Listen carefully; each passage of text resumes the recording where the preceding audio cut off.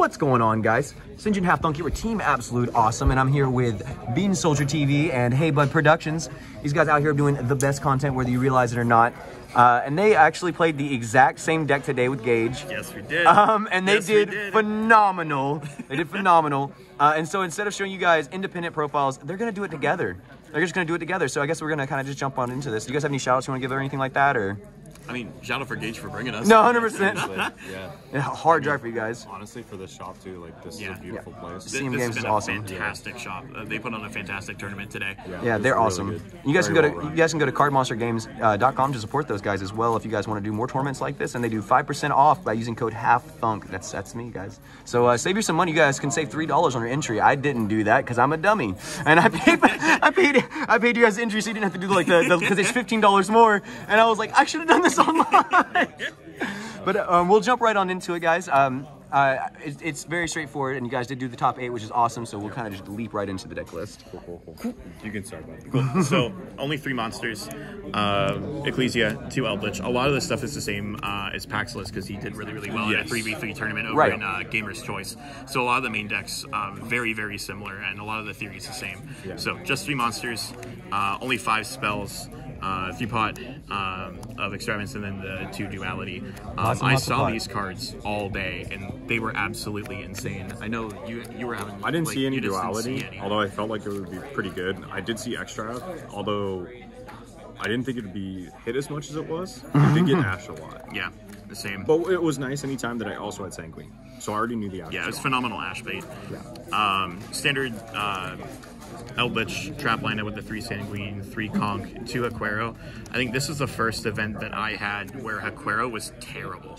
Yeah. Aquero was amazing for me. Really? I actually used this a lot more than anything else. Okay. Especially in the Drytron matchup was really nice. Understandable. The PK matchup it actually came up. Yeah. That deck's crazy. That deck's insane. I think that's one of the decks I'm probably going to be playing moving forward. Oh man, with the new hero card, my goodness. God, The so Brave good. token engine. Yeah. Was so good.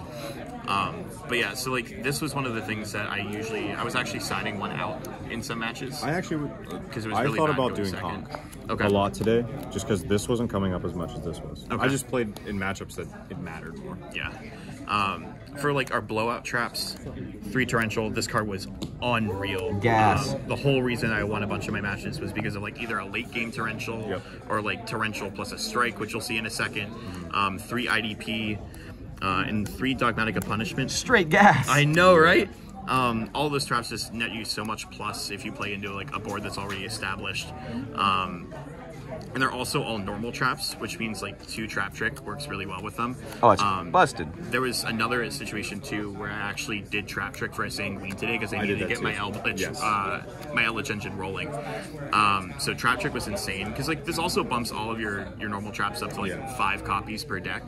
And I don't know if you really did this too, because we were thinking about different cards so we could send off the punishment. Yeah. I actually did it with Titanic Cloud today, so I could get a monster on board. Because normally sometimes what happens is that you can't get your Eldlich engine, but you still need to start putting on damage and pressure. Yep. So like using the punishment to send a Titanic Cloud, even if you are under skill drain or whatnot, like you can still summon the Ecclesia, and then you can still kind of go in and just sit on that and just Ecclesia beat down. Yeah. So, but like this engine was unreal today.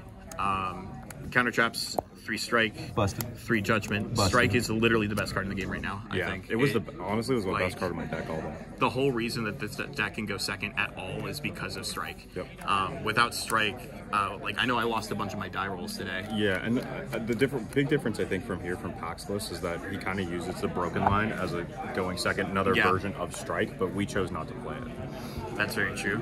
And you should didn't agree with the broken line at all. Well, it's the same kind of idea, is that you can set the broken line and set it in a column for something, and then if it activates, you can just negate and pop it.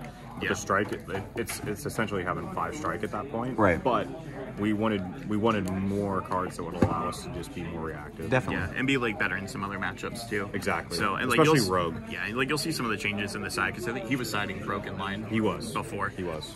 Then obviously, what trap deck would be a trap deck without a bunch of floodgates?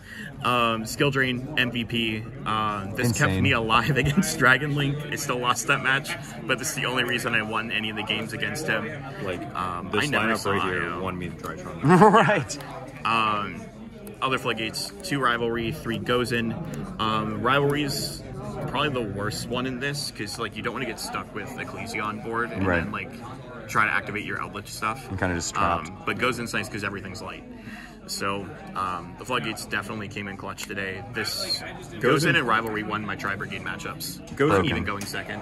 It bricked me a couple times, but that's only because of the matchups I was again, especially against Phantom Knight. That was the only problem I ever had with Goes In. And like Rivalry was super good too in the PK matchup, because when they go for Cherubini, since it's a fairy, you just lock them under Cherubini and they can't play the game. So I think like everybody says like Tikaboo's like the best floodgate, but I think if you floodgate a lot of decks right now at the correct point, they just can't play the game unless they have like very, very specific hard drawn cards that they can't search. That does it for the main. So how many cards you guys running in the main? 40. 40? Busted. Then I guess we start with like the fusion package. Yeah.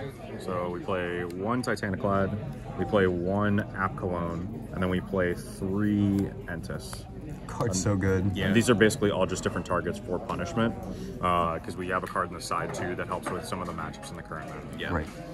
As far as like a synchro target, we play 1. This is also another punishment target, and that's just when Pegasus out Ignister.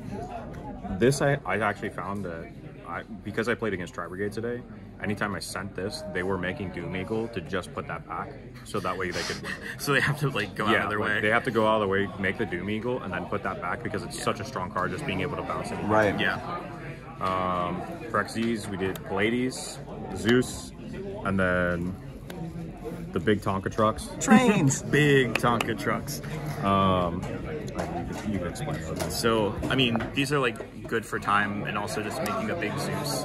I always banished every single one of them off of Extrav, so I never had the chance to summon them.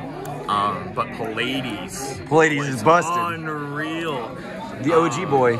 Yeah, so I did this in PK matchup where he had like multiple Fog Blades set, and I had like Conquistador set, so I like bounced the one Fog Blade, popped the other one, and like was able to OTK just because of Crazy. So yeah, cracked card. Could have made Zeus with it too, but yeah, no, Pallades is unreal. I actually think I might even play 2 in the future, so I don't banish it off of Extrav. Understandable. I didn't play a single XZ today. Really? Not a single Not a one. single one. That was I only summoned this once. You guys had such different experiences. Yeah. So like Like our matchups were completely different. Yeah, today. the only time one of the XEs came up was a punishment target for the boosted Fryfer, so I could send the lead card. Oh gosh, yeah, I It's a watched 4K that. target. That was That's the only insane. thing. This man was in a weird position against Frightfurs, and he goes, skill drain, and that was the end. And that was the end. Oh my god.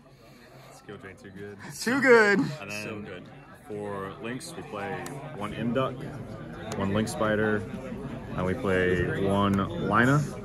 And then for the big boys, we do Access Code and Blackluster Soul. Beautiful. Beautiful. And a lot of that stuff is just to help like break boards, get out of the game. This is different from Pax List. We just feel like this is way too strong right now. Being able to just sit on the board, you can't target it, you can't destroy it, and then if this gets to 4,500, you're not out again. No, not at all. Like especially with like a 4,500 untargetable indestructible monster with 4 back row, it's not happening. GG, it's a wrap. happening. It's a wrap. I didn't make Access Code all day. Same. I didn't make Imduck at all either, I did once. actually. I did once. I made this a lot. Yes. This Lina's came up crashed. so much. Like Lina, like if it's destroyed, like this can search your Ecclesia as well. So like even if you don't have access to it with the punishment, you can get your punishment access just from Lina. Yeah. Busted. And I think what's taking some people off guard is that they weren't expecting this. Oh yeah, no, definitely. And every time I made this, I was winning the game, but like they would just let my monsters sit on board. They had an opportunity to just out it, and then I would just summon the Blacklist Runner and be like, oh crap. Yep. So now it's over. Now it's over. And that's it for the extra. We'll go to the side. So what would be a monkey deck without the best monkey card? Monkey flip. Monkey flip Inspector Border. And then for any like combo matchups or we're leaving a lot of stuff on the board, like 3 Lava Golem. Because you don't care about that normal summon. Nope, No. not at all. And then for some cards going second that play into boards nicely with our deck, we play 3 Nadir Servant. Oh boy. And then 3 Evenly Match. Oh boy. So we chose the Evenly Match because we've played in some other 3v3s. Yeah. And we've seen a lot of Rogue. And then we also thought, because this deck is gaining like a little bit of popularity, we could also see this in the mirror match, and this just is a blowout. It is. Yeah. That was really the biggest reasons. I never sided it once today because I never saw the mirror, and I didn't play against any back row decks. Okay. Most of my decks were either Tri-Brigade or combo, so this never came up for me. Okay. I sided this in when I even lead someone for 5. Nice. I think it was PK. Feels good. Ooh, feels real good. Feels real Lava good. gold of them. Broke. Set 3. GG. Give me that field. And then we did 3 different one-offs, so Pankratops, too strong. Oh, yeah. Harpy's Feather Duster. This would have came up for me in top 8 if my opponent didn't Imperial Order. I didn't order. But I think like one of the other things too was at the last tournament that I was at, we were over the PBG Origins. Right. And there was an insane amount of Geist. yes. So like I saw that. I was so skeptical that there was going to be a billion Geist players here. So I just want to make sure I was prepared for One that. did top 8. I mean, you did your due diligence. One did top 8. And then the last card we played, we sided 1 Nishadal Aerial. Ooh. So this kind of goes back to when we were playing with where is it? So the Aquilum, this was also not in the list when we were first playing it, but the reason why we like it so much is for, obviously this is a blowout against Tritron. Yeah. Tritron's really, really strong right now.